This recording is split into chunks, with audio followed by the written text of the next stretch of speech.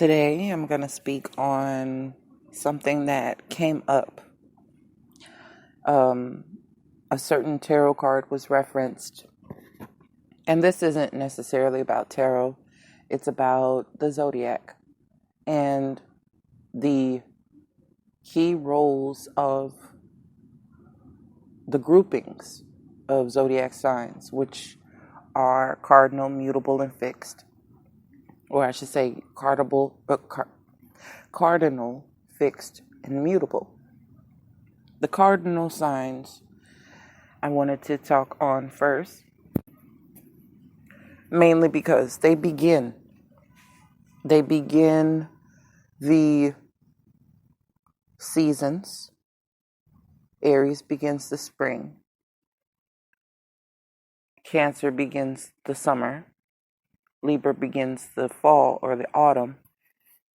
Capricorn begins the winter.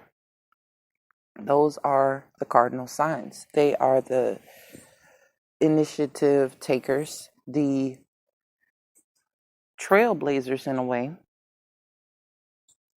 and they bring an idea. They bring a solution that the other signs, fixed and mutable, play out and end. Without cardinal signs, initiative is intricately, I would say, lost. Not to say that the other signs don't support beginnings or anything of the sort. It's that the cardinal signs are more apt to begin something, to start a trend, to do something that hasn't been done in the manner that they can do it. They set a stage or a platform, so to speak, for the other signs to solidify and perfect or to finish. Aries, always deemed as impulsive, when really it is a spark. It is fire-based. It is born out of spirit. These ideas, these ways of doing things, these initiative and previously unthought of ways of conducting business, love, relationship, action, just whatever it may be. Cancers, they're the beginning of the water signs. They have the first naive, innocent taste of what emotion is all about. The sincerity is that of a child. And the over-exaggeration that they are so drastically emotional is ludicrous. In retrospect, it is something that we need to be reminded of.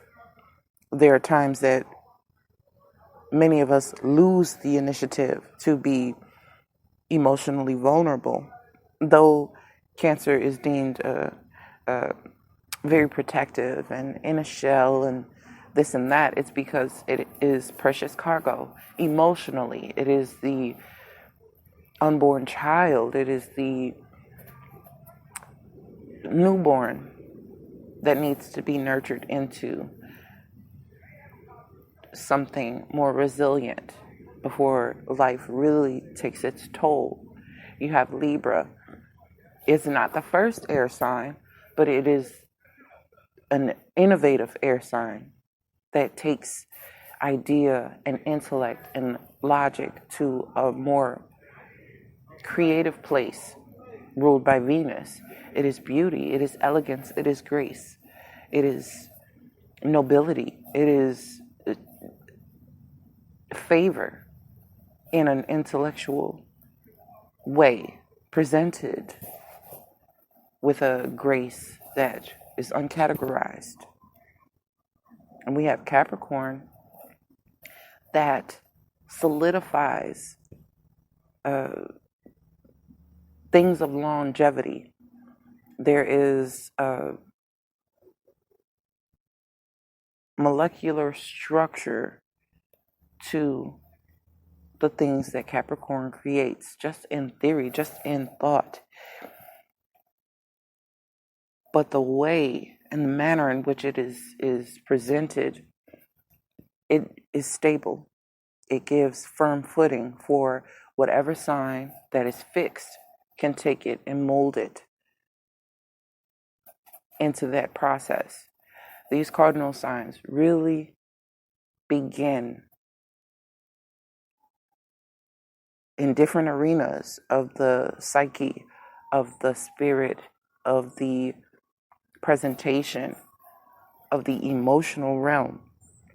They are your go-tos when beginning anything, depending on what element it falls into, what it relates to.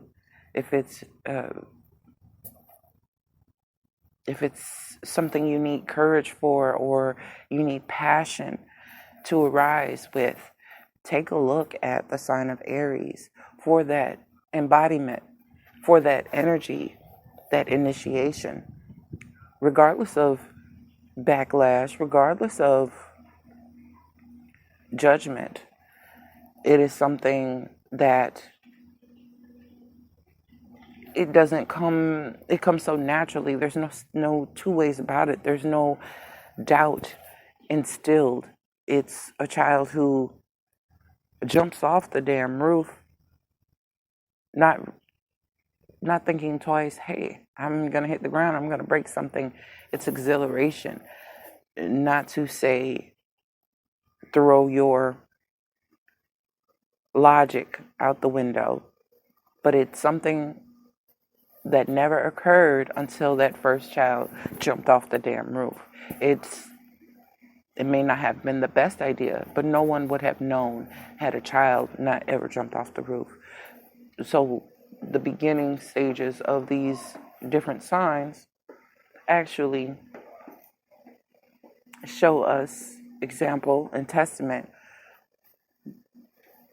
Yeah, something can go wrong here, but we will never know. It could go very right. Down below that roof could have been a trampoline. The variables always are up for debate or change. But the excitement of it, if you jump and you land successfully, it's uncharted.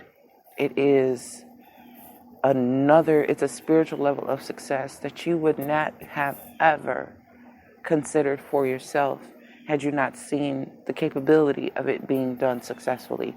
And that is an Aries type of initiative and energy. When it comes to Cancer, the first person to give their love and their affection and their all, the throes of love itself, to feel the height of it, same as a child being on the roof. You can fall deeply into a love that you've nurtured and that you've catered and that you've grown and that you trusted yourself enough to take. We get stuck a lot of times in this Cancer energy with the fall. I broke a leg. I broke an arm. I sprained my wrist. And it is what makes the Cancer energy recede into itself and be too afraid to experience. Take a look at that Cancer energy with the initiative of Aries and the excitement, the exhilaration, the trust factor of oneself. And jump for it emotionally. Yeah, you may fall, you may hurt yourself, but what if you did not? What if you landed successfully and did well and enjoyed it and wanted to do it again? And here we have Libra in writing, in communication, in presentation, even runway models and just the beauty that is sapiosexual based, a tete-a-tete with words and the attraction to speak your mind, to say what's on your chest, to deliver it eloquently in a room full of peers, to a love interest, to family, to strangers, and not think twice, not doubting oneself. It could be a tough crowd, sure, but performers, Will Smith, Eminem is a Libra, I believe, Lil Wayne, they trailblazed their particular arenas because of their truth, because of their wit, because of their bluntness, their honesty. I am who I am, and I'm not apologizing. You like it or you don't. You take it or you leave it. And it's pretty simple. But this is something that is my own. I do it the way that I do it. And there's no question. Same with Capricorn. There's a particular way that they present themselves to the world, that they handle their business. They're very meticulous in their reasoning and their actions. It's all calculated and formulated specifically to be that of success. And it is just the way that the energy is wired. Tradition, perhaps, or law abiding. It depends on the context in which they're using it. But it does yield maximum results if followed through thoroughly and according to plan. These signs in unison, you don't have to have anything to do with Capricorn, anything to do with Libra, Cancer, or Aries at all, but to embody the energy, to cultivate the beginnings of whatever it may be. If you're financially focused at the moment, doing your self-work, self-love, personal finances, personal growth, spiritual path, whatever it may be, no matter what your modality of faith or religion or beingness may be, the fiscally savvy and naturally adept sign of Cancer. No, Capricorn. It's opposite. I'm sorry. Capricorn, fiscally responsible and geared towards earning, doing, living, making, building. Take that into account when beginning something that is earth-based, money-based, home-based, foundation-based, relationship-based. The seriousness, taking oneself serious and holding that structure, holding that belief, not to a fault, but for longevity and success. And with Cancer, it's opposite.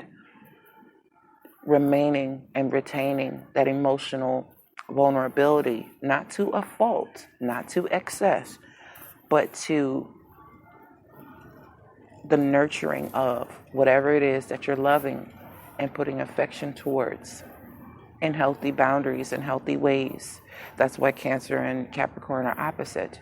And Aries and Libra, with them being natural opposites, you have the action, boy jumping off the roof, but it is the Libra aspect of us that says, hey, what's at the bottom? How's this going to look when I jump off? This is where the intellect, and you use both these polar opposites, both cardinal and beginning in conjunction to yield a more thorough result. So cardinal begins the cycle. And with tarot, it is the 2, 3, and 4 of each suit. It is the beginning. Keep that in mind when starting anything worth having.